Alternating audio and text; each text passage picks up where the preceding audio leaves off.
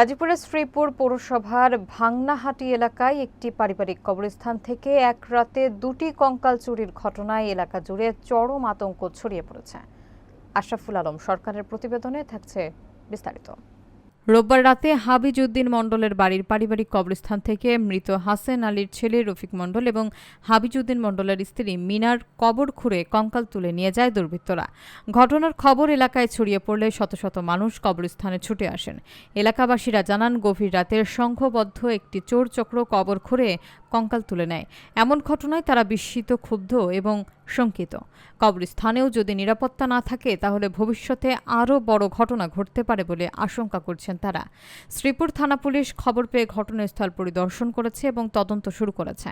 থানা ভারপ্রাপ্ত কর্মকর্তা মোহাম্মদ আব্দুল বারিক জানান, এটি একটি অত্যন্ত জঘন্য অপরাধ। তদন্ত করে অপরাধীদের আইনের আওতায় আনা হবে। এদিকে স্বজনদের দাবি, দোষীদের দ্রুত গ্রেফতার করে দৃষ্টান্তমূলক শাস্তি দিতে হবে, যেন ভবিষ্যতে কেউ এমন ঘৃণ্য কাজ করার সাহস না পায়।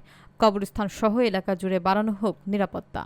মধ্যরাতে এখানে এক বিরল ঘটনার সম্মুখীন হয় এলাকাবাসী।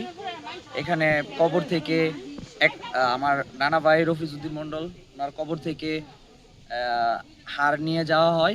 কতটুকু নিকৃষ্ট প্রাণী হইলে মানুষ এই কাজ করে, এটা কল্পনার বাইরে।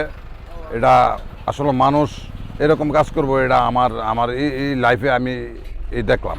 আমাদের পারিবারিক কবরস্থান, এটা এখানে 3টা কবর আছে, আরও পাশে আরও অনেক কবর আছে।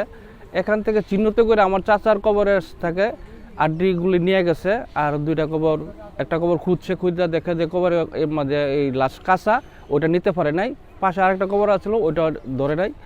এটা এই ঘটনা আমরা অনেক হয়তো এই ঘটনা যারা ঘটাইছে এদেরকে আইনের আওতায় আনা হোক এবং দৃষ্টান্তমূলক শাস্তির ব্যবস্থা করা হোক।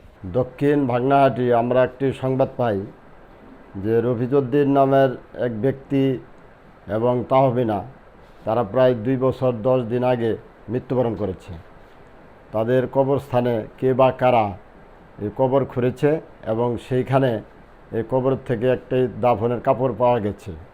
তা আমরা ধারণা করছি সে কঙ্কাল বা অন্য কিছু চুরি করার জন্য কোনো সংঘবদ্ধ চোর এই চুরি করে থাকতে পারে।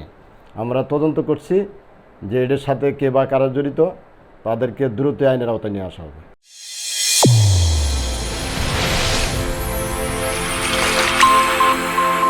চ্যানেল A1 হৃদয়ের স্পন্দন।